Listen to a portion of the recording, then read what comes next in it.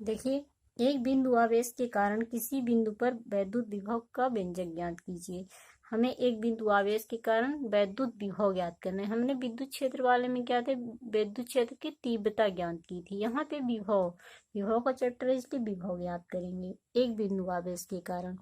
तो देखिए क्या है, ये एक बिंदु आवेश है Q0, एक बिंदु आवेश है प्लस Q, और हमें क्या ज्ञात करना है, वैद्युत विभव। माना कि किसी बिंदु O पर प्लस Q आवेश रखा है, किसी बिंदु O पर प्लस Q आवेश रखा है, इससे R दूरी पर उसके विद्युत क्षेत्र में एक बिंदु P है। उसके विद्युत क्षेत्र में, किस बिंदु क्षेत्र में है, विद्युत क्षेत्र की दिशा में एक बिंदु P है, जिस पर विभव, यहाँ पे हमें P पर विभव की हमें गणना करनी है। P बिंदु पे क्या करनी है, विभव ज्ञात करना है। कितना विभव है, किसी बिंदु O से या कोई बिंदु O से x दूरी पर, मतलब OB की रेखा के बिंदु A पर एक परीक्षण आवेश Q0 है। क्या है, बिंदु O से OB की रेखा में एक परीक्षण A बिंदु पर परीक्षण आवेश क्या है, Q0 है। तब कूलाम के नियम से परीक्षण आवेश Q0 पर लगने वाला वैद्युत बल, कूलाम के नियम से परीक्षण आवेश Q0 पर लगने वाला वैद्युत बल कितना होगा, F = हो जाएगा 1/4 pi epsilon 0 K into Q1 Q2 हमने आवेश निकाला था, Q1 Q2, तो ये क्या हो जाएगा, F = 1/4 pi epsilon 0 K into Q0 R square हो जाएगा। तो R क्यों होगा, क्योंकि हम यहाँ से x दूरी है, तो R नहीं लेंगे, x लेंगे, सॉरी। यहाँ से Q और Q0 की बीच की दूरी कितनी है, x है, तो इसलिए यहाँ पे क्या आ जाएगा, x आ जाएगा। ठीक है, कूलाम के नियम से और सूत्र है, लेकिन दूरी क्या है, यहाँ x² है, वहाँ R थी, यहाँ पे दूरी x² लिए हैं, x लिए हैं, तो x हो जाएगा। और Q1 Q2 की जगह Q और Q0। परीक्षण आवेश Q0 को वैद्युत बल के विपरीत बिंदु A से B तक लाने में किया गया कार्य कितना हो जाए, बिंदु A से B तक लाने में, बिंदु A से कहाँ तक लाएंगे, B तक लाने में किया गया कार्य क्या होगा, F, विपरीत ला रहे हैं इसलिए हम क्या करेंगे, माइनस चिन्ह लगा देंगे, F dx हो जाएगा। माइनस चिन्ह क्या बता रहा है, विपरीत लाया जा रहा है। ठीक है, समीकरण इसको 2 मान लेते हैं, समीकरण इसको 1 मान लेते हैं। ठीक, अतः परीक्षण आवेश Q0 को अनंत से बिंदु P तक लाने में किया गया कार्य कितना होगा, अनंत से परीक्षण आवेश Q0 को हम कहाँ से ला रहे हैं, अनंत से बिंदु कहाँ तक ला रहे हैं, P तक लाने में किया गया कार्य। तो हमें P तक लाने में जो कार्य करना पड़ेगा, अनंत से बिंदु P तक लाने में जो कार्य करना पड़ेगा, तो वहां से यहाँ तक, अनंत से परीक्षण आवेश को अनंत से कहाँ तक लाएंगे, P बिंदु तक लाएंगे, तो वहाँ कितना कार्य करना पड़ेगा, तो R तक लाने में ये हो जाएगा W = dW। तो dW का मान समीकरण क्या हो जाएगा, समीकरण 2 से, समीकरण 2 का मान कितना है, समीकरण 2 का मान रखने पर,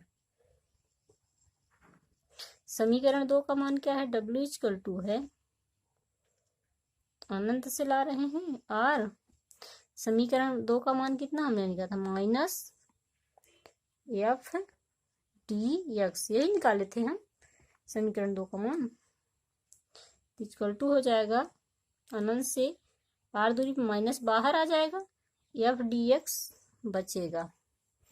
अब F का मान कितना है, समीकरण 1 से, समीकरण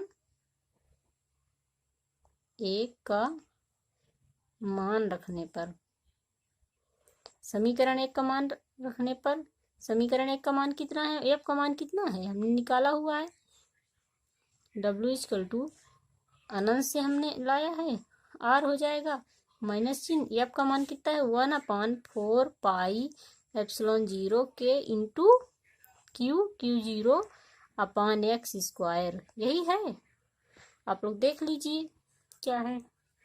अब देखिए हम लोग किसके सापेक्ष, हम x के सापेक्ष कर रहे हैं समाकलन। तो जब x के सापेक्ष करते हैं तो और राशियां बाहर आ जाती हैं, उनका समाकलन नहीं होता है।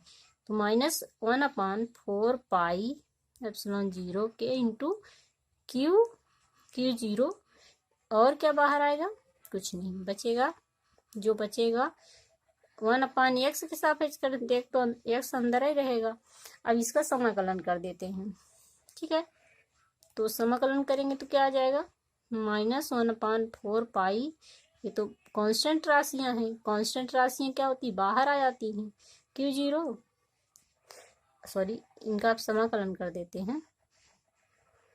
तो समाकलन कर देखिए, समाकलन का सूत्र होता है, अभी नहीं करते हैं समाकलन, एक स्टेप और आपको दिखा देते हैं R से। ये समाकलन का चिन्ह है, सॉरी। तो ये क्या हो जाएगा, x ऊपर जाएगा, -2dx हो जाएगा। अब करेंगे तो आपको सरलता रहेगी। -1/4πε0 के इंटू Q0। अब इसका समाकलन करते हैं तो क्या होगा, यहाँ पे एक बार इसका सूत्र होता है -2, ये जो जितनी घात होती है उसमें एक जुड़ जाता है, और वो नीचे लिख जाता है, ऊपर भी जुड़ जाता है, तो +1 हो जाएगा, x -2 + 1, ठीक। ये समाकलन इसका हो गया। तो अब इसे जोड़िए, देखिए कितना आएगा, -1/4πε0 के Q0। ये देखिए माइनस घटेगा, कितना बचेगा, x की घात -1 बचेगी, और यहाँ पे क्या बचेगा, -1 बचेगा, ठीक है। सॉरी, अनंत से r तक, अनंत से r तक ये लग जाता है ऐसे, -1/4πε0 के Q0, ठीक। अब ये माइनस चिन्ह क्या होगा, यहाँ गुणा हो जाएगा ऊपर आके, तो माइनस माइनस क्या कर देगा, इसको प्लस कर देगा, ये पॉजिटिव हो जाएगा। ये क्या हो जाएगा, 1/, क्या बचेगा, 1/x हो जाएगा।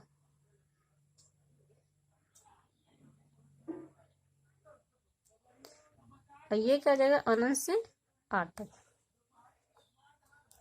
चाहे इसको ऐसे ही रहने दो, तो माइनस यहाँ लगा दो, अभी सूत्र रख दो, ये वाला फार्मूला होता है।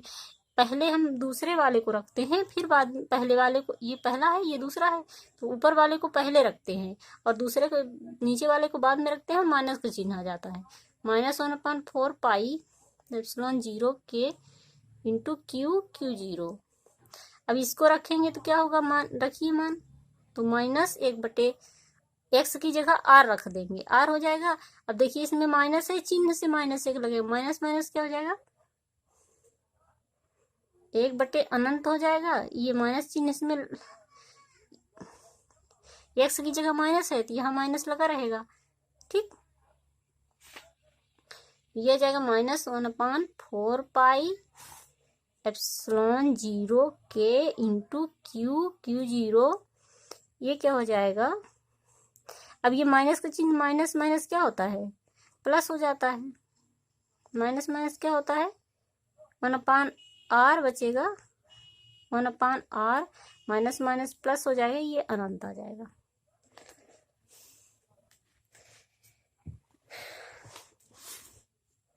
यहाँ सॉल्व कर लेते हैं हम लोग, ठीक। तो ये W क्या सॉल्व कर देते हैं, बचा क्या है, Q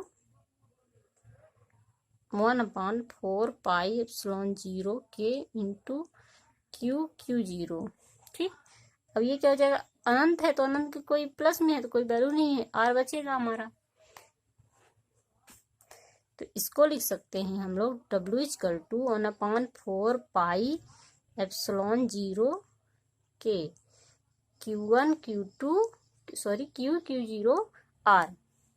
यदि बाय P बिंदु पर विभव, P बिंदु पर विभव क्या होगा, W बराबर आया है ना, P बिंदु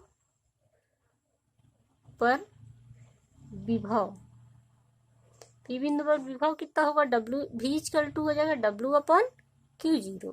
हम मान रख देंगे, इसका मान रख देंगे समीकरण 3 से, तो हम V रख देते हैं मान, तो इसका क्या हो जाएगा मान, डब्लू की जगह रखेंगे तो 1/4π/0 के इंटू क्यू, Q0/R, बटे के बटे क्या है, Q0 है। ये ऊपर जाएगा तो क्या हो जाएगा, गुणांक में,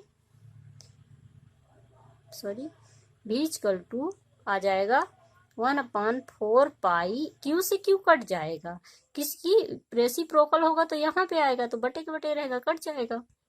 ε0 के बचेगा कितना, Q/R बचेगा। यही क्या है, एक बिंदु आवेश के लिए विभव का व्यंजक है। Prove that.